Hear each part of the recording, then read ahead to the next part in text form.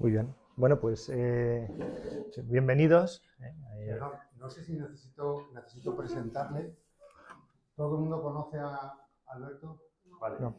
Alberto es el superior de los Padres Oblatos de María Inmaculada, es doctor en teología y, bueno, aparte de ser amigo nuestro y uno más de la parroquia, pero bueno, que dices que cuando él habla de espiritualidad mariana, habla en su condición de oblato de María Inmaculada y en su condición de teólogo también, ¿no? O sea, aparte de como cristiano corriente y amante de la Virgen, evidentemente, ¿no? Entonces, en fin, que con ese respeto también habla, o sea, que no es solo una opinión lo que va a dar, aunque ya sabéis que el tono del gin tonic siempre es, o sea, que, bueno, que aprendamos que católico no es unívoco, sino universal.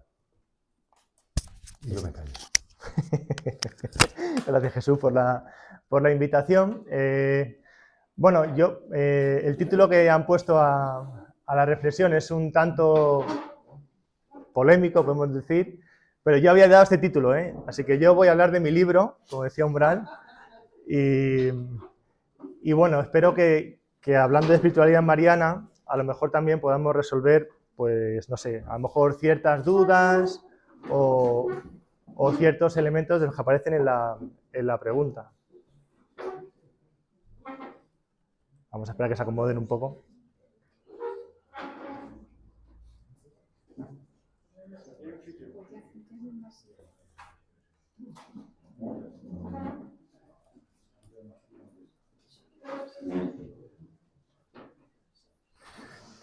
Muy bien.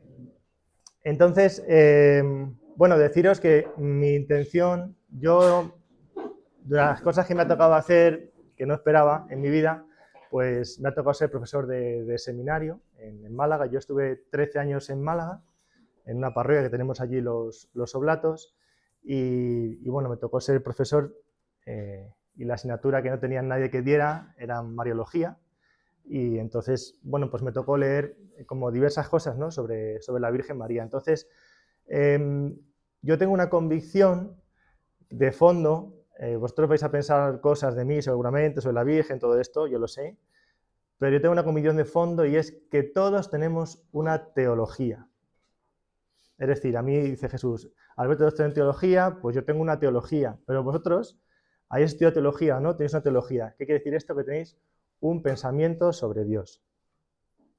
Y lo que a mí me gusta hacer cuando hablo de Mariología es no tanto una reflexión directamente sobre la Virgen, sino qué pensamiento tenemos de fondo de Dios, que se nos ha revelado.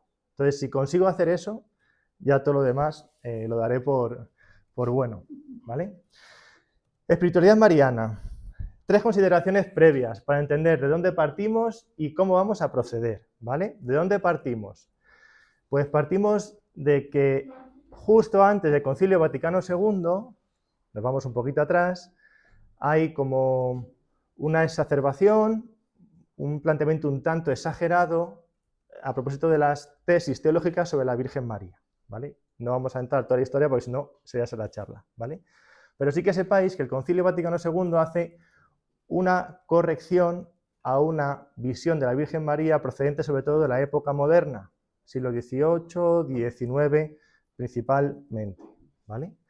Y hay una votación muy complicada en el Concilio Vaticano II a propósito de qué hacemos con la teología de la Virgen María o la Mariología.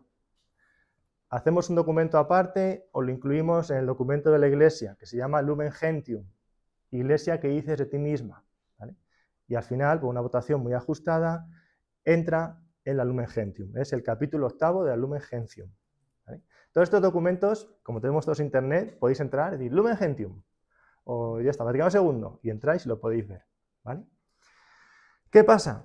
Como todas las cosas, como veníamos, permitidme así un poco coloquialmente, de una cierta exageración por un lado, cuando el concilio intenta corregir esa cierta exageración, llegan los exagerados del otro lado, ¿vale?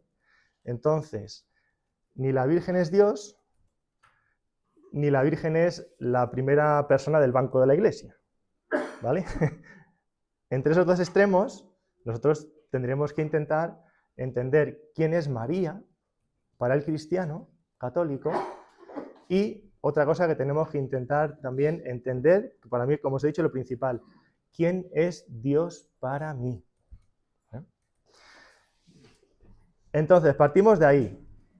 Y vamos a proceder con un método teológico que es, vamos a escuchar a nuestro tiempo, vamos a escuchar lo que nos dice la revelación, principalmente la Sagrada Escritura, y vamos a intentar hacer una pequeña comprensión de ello, ¿vale?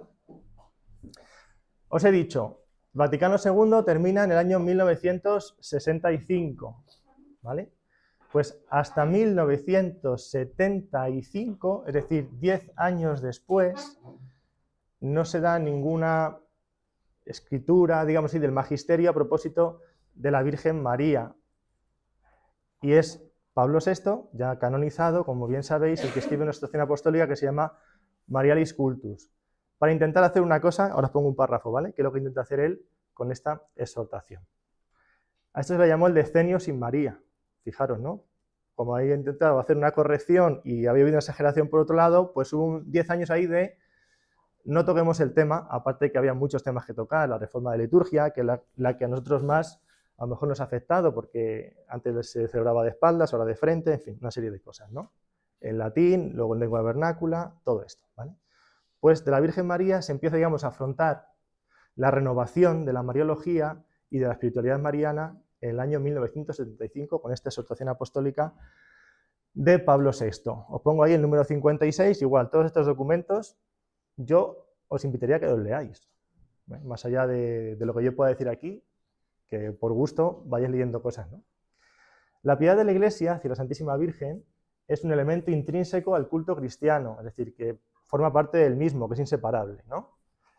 La veneración que la Iglesia ha dado a la Madre del Señor en todo tiempo y lugar, desde la bendición de Isabel hasta las expresiones de alabanza y súplica de nuestro tiempo, constituye un sólido testimonio de su lex orandi.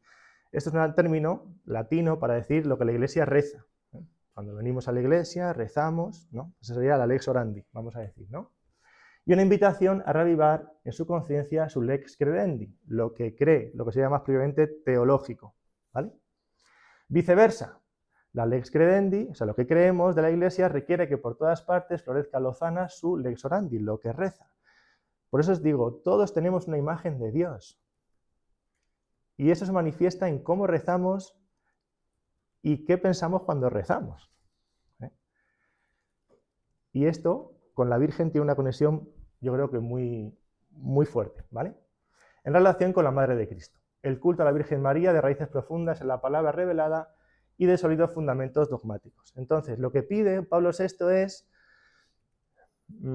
por decirlo, yo siempre pongo un ejemplo muy tonto, pero para que me entendáis. A veces nosotros decimos cosas de la Virgen que no están mal, pero que no tienen que ver con la revelación.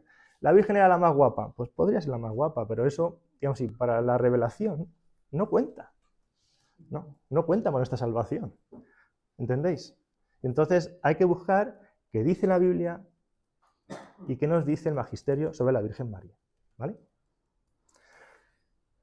Hasta 1988 no tenemos otro gran documento sobre la Virgen María. En este caso es una encíclica y es la Redentoris Mater de otro ya también canonizado, como bien sabéis, que es Juan Pablo II. Y vuelve a decir lo mismo, es decir, no ha terminado de renovarse, o los papas ven que no ha terminado de renovarse,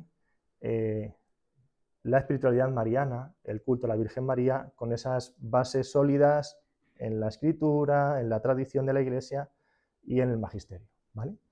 Entonces tenéis, por ejemplo, esta cita que me parece interesante. Tenéis abajo, Redentoris Mater 48. Lo que hace Juan Pablo II es convocar un año mariano en ese año y dice, el año mariano deberá promover también una nueva y profunda lectura de cuanto el concilio, ¿veis? Todavía estamos aumentando al concilio, ha dicho sobre la bienaventurada Virgen María, Madre de Dios, en el misterio de Cristo y de la Iglesia, a la que se refieren las consideraciones de esta encíclica. Se trata no solo de la doctrina de fe, sino también de la vida de fe y, por tanto, de la auténtica espiritualidad mariana. Es lo que a mí me interesa. No tanto la reflexión más o menos acabada que uno puede hacer, sino esa reflexión a mí, a mi vida de fe, cómo me afecta y cómo yo la hago vida, valga la redundancia, ¿no? Y fijaros que aquí hay una distinción muy interesante. La espiritualidad mariana considerada a la luz de la tradición, de modo especial de la espiritualidad a la que nos exhorta el concilio, además la espiritualidad mariana a la par de la devoción. Primera distinción que tenemos que hacer. Una cosa la espiritualidad mariana y otra la devoción que yo tenga a la Virgen María. Es decir, lo vamos a ver, yo puedo tener una espiritualidad mariana fuerte en el sentido de que para mí la Virgen es un modelo de conducta, de mi relación con el Señor, y a lo mejor nunca rezo el rosario. No tengo esa devoción, pero sí tengo espiritualidad mariana. ¿Entendéis? O rezo el rosario, pero no hago la novena, yo qué sé, a lo que queráis, ¿no? A la Virgen del Carmen, por ejemplo, porque mi parroquia es la Virgen de Auxiliadora, ¿no? Esas son devociones, son distintas de la espiritualidad. Y ahora voy a dar una definición, para mí, buena de espiritualidad, que sería la de este señor que diréis, ¿este quién es? Porque vosotros los conocíais, ¿eh? Pero este ya no. Este es un teólogo muy grande que hemos tenido en España, es Esquerda Bifet, que ha sido sobre todo un experto en misionología, en la teología de la misión de la Iglesia, ¿vale? Tiene un libro que se llama Espiritualidad Mariana, ¿no? Y dice, con la palabra espiritualidad se quiere indicar una vida que adopta, y esto es lo que yo quiero que os quedéis, convicciones, motivaciones y actitudes vivenciales. Yo a lo mejor no hago la novena María Auxiliadora, pero digo, quiero portarme en este aspecto de mi vida como la Virgen que fue a visitar a su prima Isabel. Y entonces yo, por amor al Señor, como hizo María, digo, en mi familia, por ejemplo, hay un enfermo y yo dejo todo lo que tengo que hacer y voy a visitarle. Pues eso es espiritualidad. Porque a mí tengo una convicción, una motivación y una actitud vivencial. La he hecho vida. Es un poco lo que a mí me gustaría que viéramos, ¿vale? Este es un poco el dónde partimos, ¿de acuerdo? Vamos al método que vamos a usar, el método teológico. Os he dicho, escucha del tiempo, escucha de la fe, inteligencia de la fe. Si yo hago esta reflexión en el siglo XXI, no es igual que le hubiese hecho a principios del XX, antes del Vaticano II, no es igual que se hubiese hecho en el XIX, en el XVII, así para atrás, y seguramente no será igual que la que hagan, Dios quiera, nuestros sucesores, ¿no?, en 50 años. Que se junten aquí en la parroquia del Carmen y hagan una reflexión, ¿no? Entonces, ¿cuál es nuestro tiempo? Yo aquí me baso en un sociólogo que escribió un libro que es La religión invisible, Thomas Luckmann. Y entonces, él hace una reflexión que yo adapto aquí. O sea, lo que él dice, él no habla ni de la Virgen María ni de nada, pero habla sobre la religión y dice que en la religión muchas veces hay dos instancias que funcionan en nosotros. Una es la instancia primaria y otra la secundaria. Lo vais a entender perfectamente. Instancia primaria. Habitualmente, a nosotros, ¿quién nos transmite la religión? Pues nuestros padres, nuestros abuelos, el catequista, nuestro párroco, gente que tú tienes a mano, es cercana, y que habitualmente te lo da o te transmite la fe con cariño, ¿no? Y luego están las instancias secundarias, que son las oficiales. ¿Cuántos de vosotros conocíais las encíclicas que he citado? La María leerlas enteras. Pero por lo menos las conocías. Yo a veces he dado clase de teología y he dicho, ¿quién conoce esto?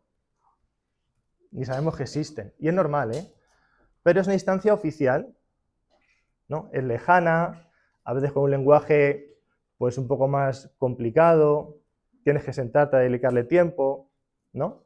Entonces, ¿qué pasa? Que cuando estas dos instancias entran en conflicto, ¿cuál creéis que va a ganar siempre? La primaria. Y si a mí me enseñó esto mi abuela, ya puede venir el Papa a decirme lo contrario. Eso es así. Pero si lo sacáis del ámbito de la Mariología, ¿cuántos de nosotros no hacemos remedios caseros? Pues mi abuela decía que si te duele la cabeza, te tomes no sé qué. Y a lo mejor vas al médico y te dice el médico, mire, a mí una vez el médico me dijo, tienes que tener mucha fe para que eso funcione, ¿no? Bueno, pero es la instancia primaria, ¿no? En Mariología esto funciona muchísimo, pero muchísimo, de verdad.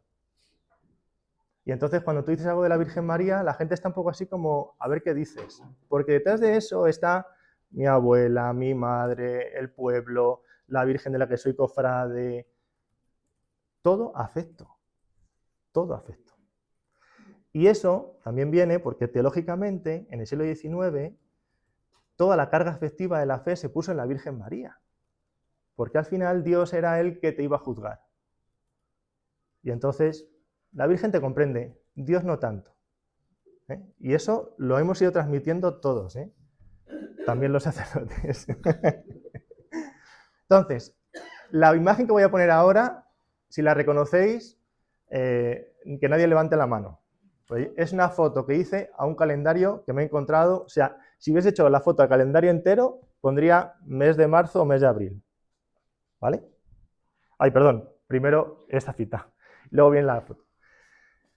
Pablo VI otra vez, Marialis Cultus. Ciertas prácticas cultuales que en un tiempo no lejano parecían apropiadas para expresar el sentimiento religioso de los individuos y de las comunidades cristianas, parecen hoy insuficientes o inadecuadas. ¿Veis? El Papa dice, bueno, antes sirvieron, a lo mejor ahora no sirven, o pueden ser inadecuadas, porque están vinculadas a esquemas socioculturales del pasado.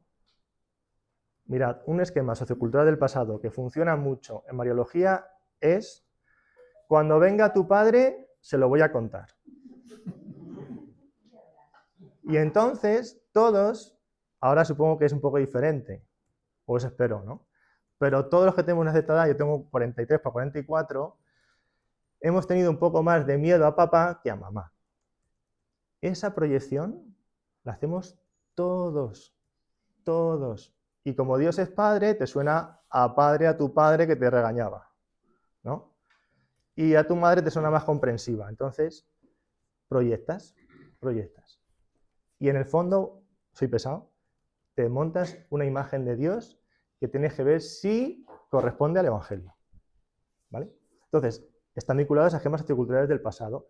Si vais a las vírgenes andaluzas, parecen grandes señoras, con joyas, ¿no? Con grandes vestidos. Claro, pero ¿por qué? Porque seguramente en un esquema sociocultural donde yo, aquí tengo un buen amigo de Málaga, ¿no? Yo he estado mucho tiempo en Málaga, yo he conocido a gente de la edad de mi padre murió hace 10 años, justo va a ser ahora, con 72, o sea que tendría ahora 82 para 83. Yo he conocido a gente de la edad de mi padre que no sabían leer ni escribir, porque vivían en cortijos. Y si el señor del cortijo no les mandaba a la escuela, no sabían leer ni escribir. Y esa gente iba a la señora del cortijo. Entonces, ese esquema se proyecta, ¿no? Bueno, entonces, hay que buscar otras formas expresivas, fijaros, de la inmutable relación de la criatura con su creador, de los hijos con su padre. E intentar evitar estos esquemas que a mí no me molesta ninguna devoción a la Virgen María, ninguna, pero sí que me daría pena que una devoción que tengáis particular a la Virgen María os llevase a pensar que no podéis tener una relación directa y personal con Dios. Y lo que es más triste, que penséis que Dios está enfadado con vosotros y que os va a castigar. Y que si no tenéis a María, no salváis. Eso me daría mucha pena. Porque Dios es amor. Esa es la gran revelación del Evangelio. Y misericordia. Bueno, la imagen que os decía, creo que ahora viene, ¿eh? Vale, sí, viene aquí. Yo fui un día a una casa, tal, justo cuando tenía que dar la charla, y dije, esta no me la pierdo. Y le hice una foto. Y eso he cortado para que no sepáis, por si ponía algo y no sabía si ponía algo debajo que identificara, ¿vale? Pum. Fijaros qué imagen. Si viniese aquí alguien que no tuviese ni idea de nuestra fe cristiana, pero ni idea, ¿qué podría pensar? ¿Quién es el importante aquí?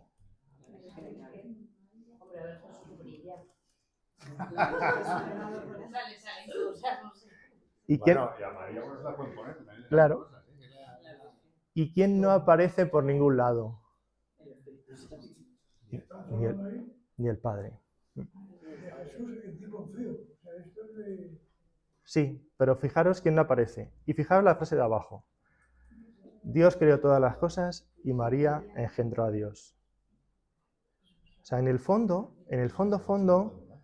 eso ponía el calendario. Entonces, yo os pongo ahí una frasecita debajo, bueno, pongo lo que a mí me interesa de todo esto, que es, ¿qué imagen de Dios hay detrás de aquí? ¿Vale? El ídolo y la distancia es un libro de un filósofo francés católico, Jean-Luc Marion, que dice una cosa muy interesante, a mi modo de ver. Cuidado con idolatrar personas. ¿Pero qué es idolatrar? Que mi mirada, el ídolo no es la imagen. O sea, a mí esta imagen no me dice más o menos, exceptuando una cosa, si mi mirada se queda atrapada en esa imagen y no va más allá. Si a mí esta imagen no me lleva a Dios misericordioso, he idolatrado la imagen. Pero hay que tener cuidado con las imágenes. Y hay que tener cuidado porque la leyenda de abajo de San Anselmo, con San Anselmo, empieza una cosa muy curiosa en teología, que es la siguiente. Bueno, esto quiere deciros que el otro día fue el eclipse, ¿no?, de Estados Unidos, y en el fondo esto es un eclipse, ¿no? ¿Qué es un eclipse? Lo sabéis todo muy bien. La luna, que es infinitamente más pequeña que el sol, hay un momento en que, depende de la posición, puede taparlo. Si alguien es misericordioso, es Dios. Y todos los demás, incluida la Virgen, aunque sea en un aspecto más abundante, porque no tiene pecado original, si es misericordiosa con nosotros es porque participa de la infinita misericordia de Dios. La misericordia de Dios es inabarcable, no tiene competidor, no compite nadie con Dios. Entonces, a veces, nuestra mirada se puede quedar atrapada en alguien que para nosotros es importante, pero nuestra mirada tiene que ir más allá. El importante es Dios es amor, Dios es misericordia, Dios me quiere, Dios me perdona. Entonces, yo esto lo pongo simplemente para que vuestra mirada no se quede nunca atrapada. En este caso hablamos de la Virgen, podemos hablar de algún santo, o de una persona de carne y hueso, que para vosotros es un referente y bueno, que sea un referente, pero que no haga de eclipse, nunca. Bueno, San Anselmo. ¿Qué pasa con San Anselmo? Esto es él. Si queréis la cita completa de San Anselmo es: valiéndose de María, se hizo Dios un hijo, no distinto, sino el mismo, para que por la unión de las naturalezas fuera uno y el mismo, el Hijo de Dios y el Hijo de María. Todo lo que nace es criatura de Dios, y Dios nace de María. Dios creó todas las cosas y María engendró a Dios. Es donde está la frase. Dios, que hizo todas las cosas, se hizo a sí mismo mediante María, y de este modo volvió a hacer todo lo que había hecho. O sea, realmente, con la frase completa, ¿quién es el protagonista? Claro. O sea que... Claro, pero... por salvarle la cara a San Anselmo. No, pobrecito, se la vamos a salvar, se la vamos a salvar. ¿Qué ocurre? San Anselmo. ¿Qué ocurre entonces? Con San Anselmo empieza a ocurrir una cosa que nosotros hemos deformado luego, porque es lo que dice Jesús. Muchas veces nosotros tiramos de los santos, agarramos una frase y nos olvidamos de que los santos primero hablan en un contexto, que no es el nuestro. Entonces, nosotros, por mucho que queramos, vivimos en el siglo XXI, no somos medievales, aunque nos guste la Edad Media, pero no somos. Eso es un punto. Y el segundo, que no podemos sacar frases de contexto. Hay un texto muy bonito en el himno de doctores de la Iglesia, si rezáis laudes o vísperas, que hay un momento en que el de doctores de la Iglesia dice: fue lo debido que fuera su verdad, su pensamiento. Es decir, que esa verdad que a San Anselmo, a Santo Tomás, a Santa Catalina de Siena le sirvió para santificarse, hoy la podemos expresar de otro modo, porque estamos X años después. ¿Vale? Entonces, ¿qué pasa? Que San Anselmo empieza a hacer una cosa que nunca se había hecho antes. Vosotros diréis, ¿por qué tiene que morir Jesús en la cruz? ¿No? Es una pregunta siempre muy interesante. Y, bueno, pues se han dado muchas interpretaciones. Algunos padres de la Iglesia, de los primeros escritores cristianos, decían, bueno, a ver cómo explicamos, y para explicarlo usaban una cosa que era, bueno, pues había que pagarle como una deuda al demonio porque la muerte y no sé qué, ¿vale? Llega San Anselmo y dice, hombre, se paga una deuda al demonio, ¿no? ¿Con qué tenemos la deuda en todo caso? Con Dios Padre. Porque en el pecado original le hemos ofendido. Esto suena, ¿verdad? Y entonces empieza a utilizar, sin la analogía necesaria, ¿la analogía qué es? Es que yo puedo decir algo de Dios sabiendo que Dios siempre es mucho más de lo que yo pueda decir o imaginar. Entonces, si la analogía necesaria dice, voy a tirar del derecho romano. Entonces, en el derecho romano, si yo le robo esto a don Jesús, ¿qué me pide el derecho romano? que lo reponga, ¿vale? Entonces yo se lo devuelvo. Pero aparte, en el medievo había que hacer una superogación. ¿Qué significa eso? Que le tengo que dar algo más, porque le he ofendido al quitárselo, ¿vale? ¿Quién puede darse algo más? Jesús. Esa es un poco la interpretación que hace San Anselmo. Tiempo después, esta interpretación, que como hemos leído, si leyéramos todos San Anselmo, se podría entender, se deforma en dos deformaciones fundamentales. Una, Dios está airado y furioso contra el ser humano, porque le ha ofendido. Segunda, soteriología sacrificialista, es decir, hacía falta la sangre de Cristo para que Dios estuviera contento y satisfecho. Y esto tristemente yo se lo escucho a gente hoy día, ¿eh? O sea, yo muchas veces cuando os digo cosas, a lo mejor uno me dice, oye Alberto, yo no pienso eso, gracias a Dios, pero todavía lo escucho. Y el otro día, en una conversación me decían, yo no entiendo por qué tenía que morir el hijo, por qué tal. Y en el fondo empieza a salir esto. Y lo que os vuelvo a decir, si esto es así, entonces, ¿quién es nuestro Dios? O sea, que tenemos una deuda con Él, que necesita sangre, que... Cuidado a veces con las expresiones que usamos. Simplemente hay que tener cuidado, ¿no? Esto no es de San Anselmo, pero hay una relectura posterior de San Anselmo que puede llevar a esto. Y esto a nosotros nos interesa mucho porque en el fondo, si Dios es así, hay que buscarse un buen abogado y ese abogado es la Virgen María, ¿no? Con las predicciones que hemos hecho antes, pues si Dios está enfadado, ¿alguno de vosotros no se imagina alguna vez a Dios enfadado con él? O diciendo, uff, no está contento conmigo, tal, o cuando se acerca el momento de la muerte, la gente dice, ¿y si me castiga? ¿Y si no me salvo? Y esa duda habitualmente de María no nos viene, ¿no? Yo confieso a la gente que me dice, padre, ya le rezo a la Virgen porque Dios no me escucha. Dios no me hace caso. Yo no les doy toda esta chapa, ¿no? Y a veces les entiendo y ya está, pero en el fondo digo, qué pena. ¿Por qué? Porque nosotros tenemos un abogado. Y no lo vais a creer, aunque si estuvieseis atentos en misa el domingo pasado, la carta a los hebreos dice, tenemos un abogado ante el Padre, la carta de San Juan, perdón, primera de San Juan, tenemos un abogado ante el Padre, que es Jesús. Y como bien sabéis, ya que se acerca Pentecostés, paráclito significa defensor o abogado, ¿no? Entonces, ¿qué nos dice la fe a nosotros? La Escritura, vayamos a Timoteo. Me gusta mucho esta de Timoteo. Primera Timoteo, que sabéis, una carta de San Pablo a un señor que se llamaba Timoteo, ¿no? Y dice, es bueno y agradable a los ojos de Dios, nuestro Salvador, Dios nuestro Salvador, que quiere que todos los hombres se salven, ¿no?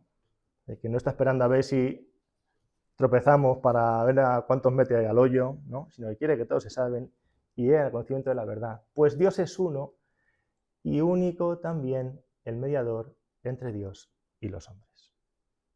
Es decir, los cristianos solo tenemos un mediador,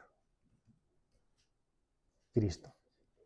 ¿Vale? Entonces, esto, en el Vaticano II hay una doctrina que es la jerarquía de verdades.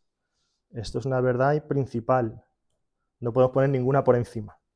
¿Vale? Entonces tenemos que interpretar nuestra relación con la Virgen María, que es intercesora, sabiendo esto, que el único mediador es Cristo. ¿Vale? Y luego, para nuestra espiritualidad mariana, hay palabras reveladas atribuidas a la Virgen María. Yo aquí digo atribuidas, me permitís que lo diga así, porque en el tema de la exégesis, que no lo vamos a meter, es todo complicadillo. Entonces hay veces que uno puede decir, ¿esto lo dijo María? Pues depende del exegeta que leas.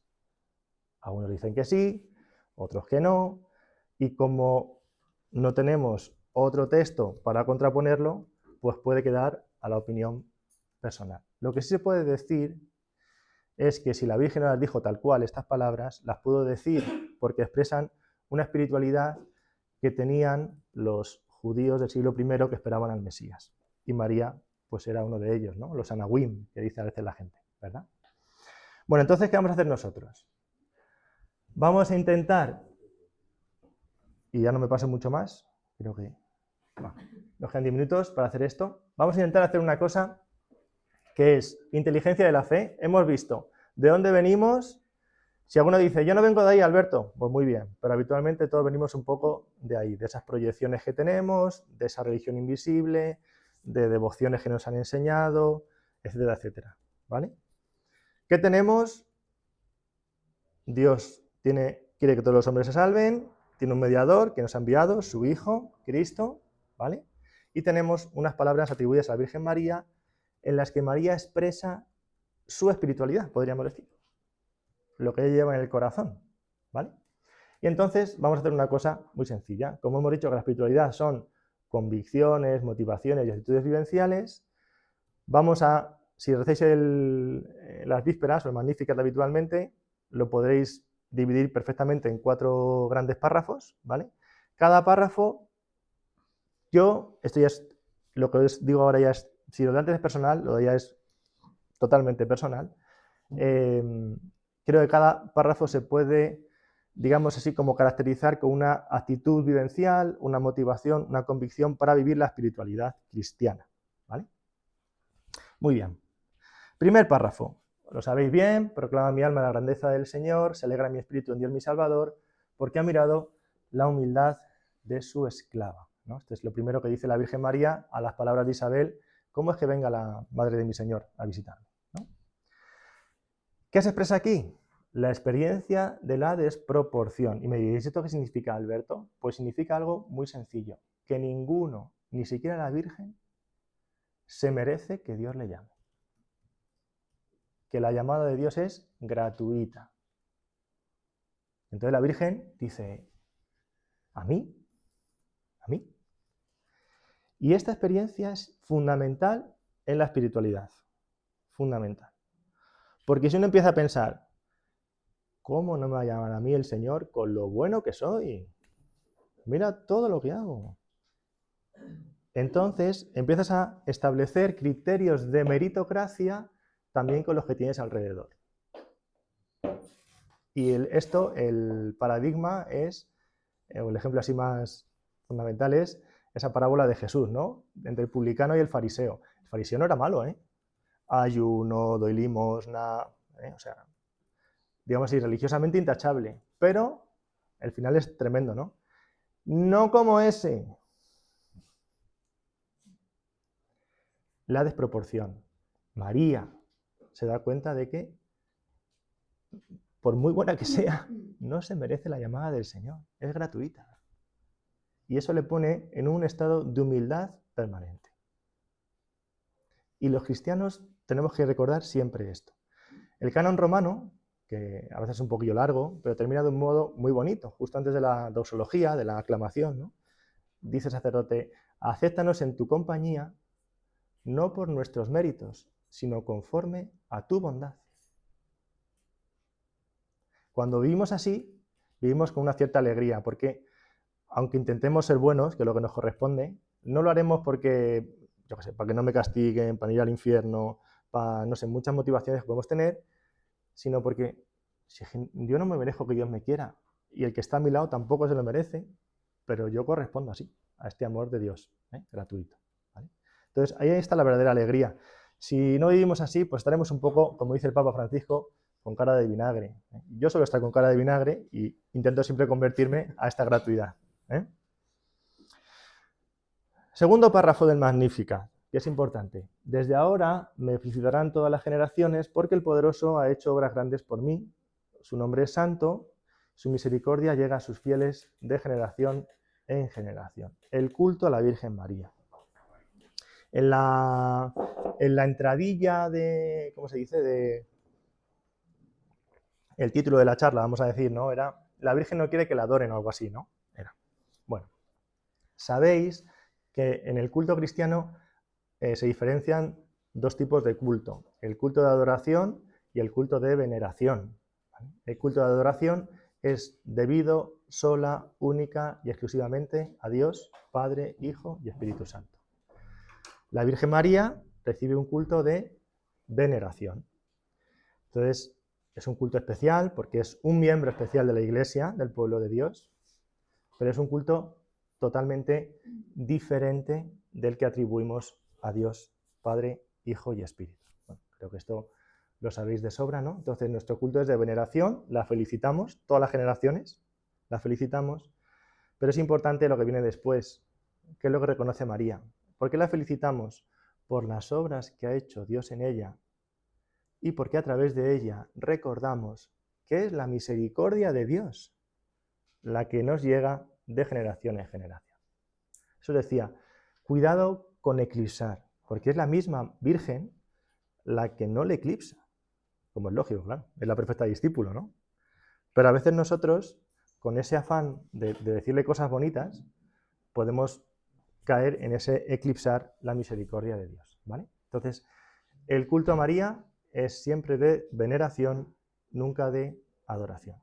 Cuando yo estaba en Málaga, una señora que se quedó viuda, pues un día de golpe, que pasa a veces, ¿no? Su marido se acuesta y no se levanta, da un infarto. Entonces esta mujer, pues hacía muchísimo que no iba a la iglesia y empieza a venir a la iglesia porque estaba, pues eso, desesperada, ¿no? Vamos a decir así.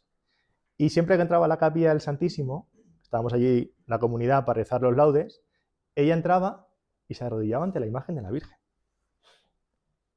Y yo, pues ya cuando la fui conociendo, le dije, mira, tal, ya está. O sea, quiero decir que no hay que ser, es que usted, ¿no?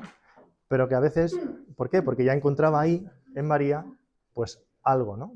Pero cuidado con la adoración y la veneración, ¿vale? Esta siempre me trae algún problema, pero siempre la pongo porque me parece importante, ¿vale? Porque son palabras de la Virgen María, que si las hubiese puesto yo, pues las dijo ella, ¿no? Él hace proezas con su brazo, se refiere a Dios, claro, ¿no?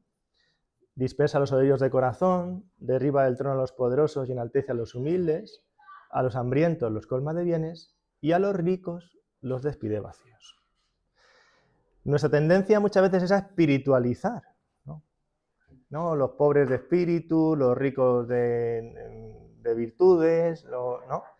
Pero aquí no podemos espiritualizar porque realmente nos está diciendo que el Señor tiene una opción preferencial por los pobres. Los pobres son los preferidos. Jesús, si vais al Evangelio, siempre está con los necesitados, con los cojos, con los tullidos, con las prostitutas, ¿no? ¿Por qué? Porque son desfavorecidos, ¿no? Entonces no significa que desprecie a otros, pero...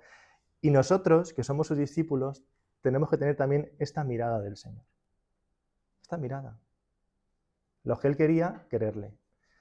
Y la Virgen la tenía, ¿no? Y siempre pongo dimensión social de la espiritualidad.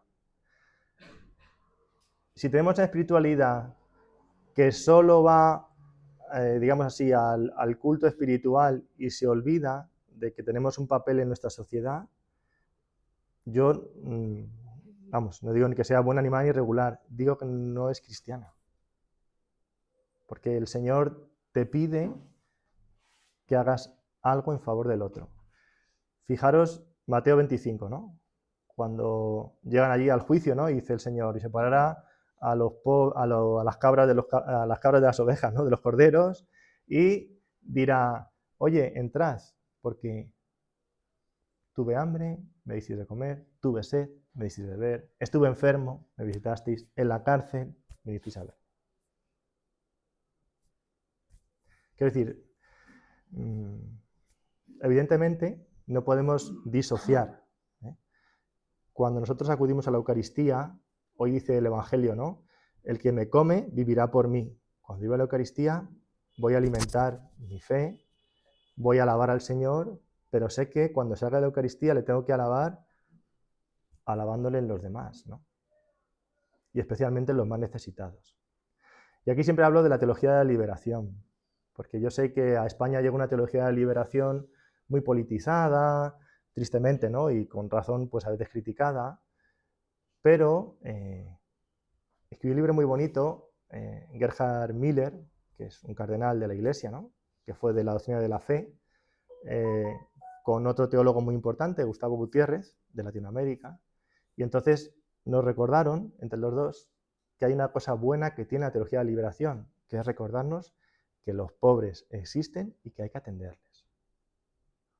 Y yo sé que seguramente vosotros lo hacéis, pero es parte de la espiritualidad, que no disociemos, ¿no?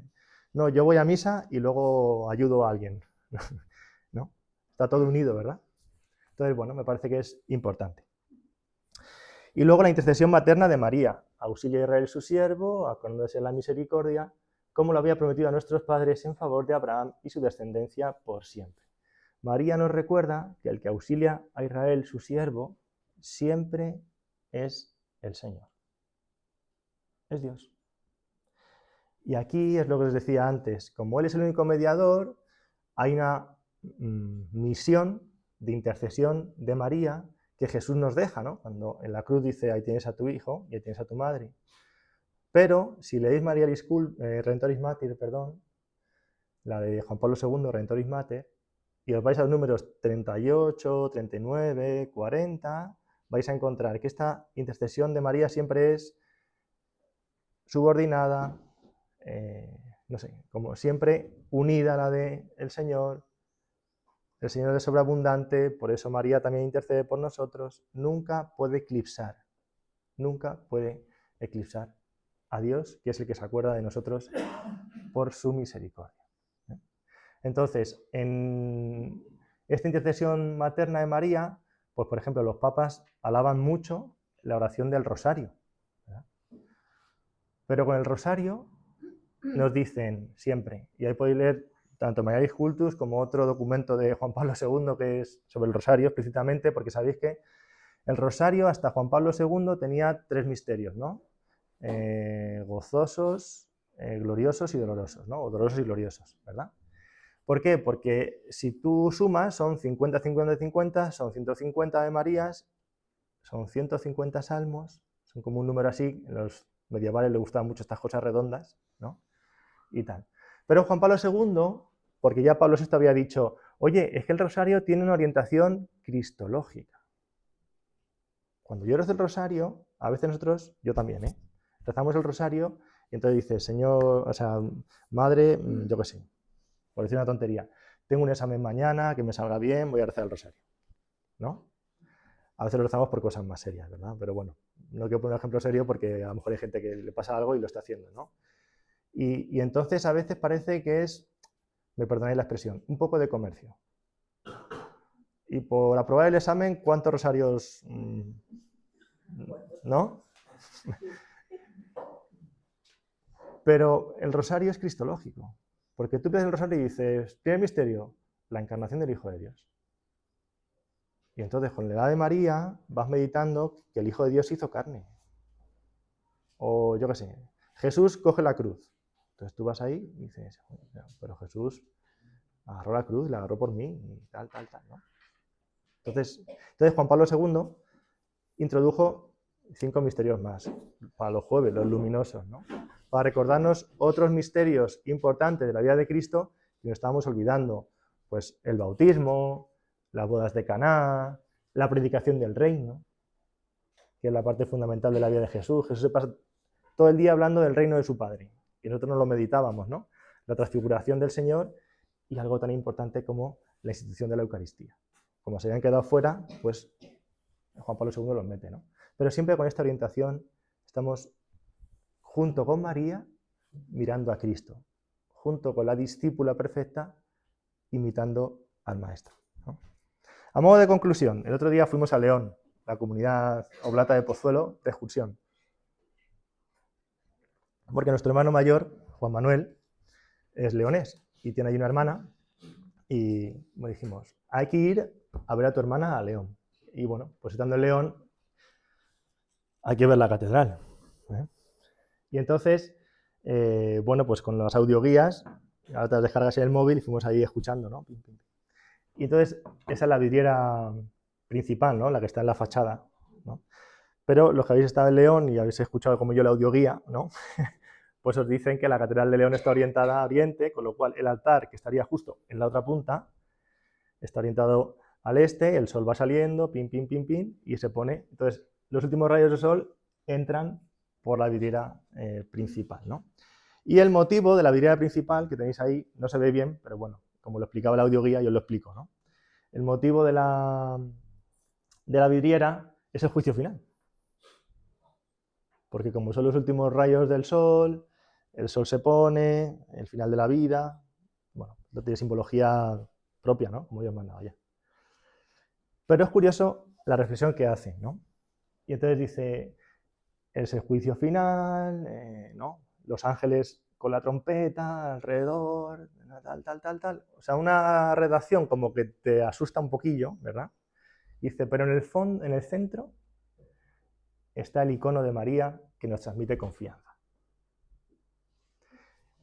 Yo no tengo nada en contra, sí y solo sí ponemos esto, Lumen Gentium 68, Vaticano II. La Madre de Jesús, de la misma manera que glorificada ya en los cielos en cuerpo y alma es imagen y principio de la Iglesia, que habrá de tener su cumplimiento en la vida futura, así en la tierra precede con su luz peregrinante al pueblo de Dios, como signo de esperanza cierta. La Virgen no está para ahuyentar nuestros miedos ante el temor del juicio. La Virgen tiene una misión más importante, que es poner vuestra esperanza en Dios, que Dios os quiere. Y al igual que yo ya estoy en cuerpo y alma en el cielo, Dios os quiere tener ahí con Él.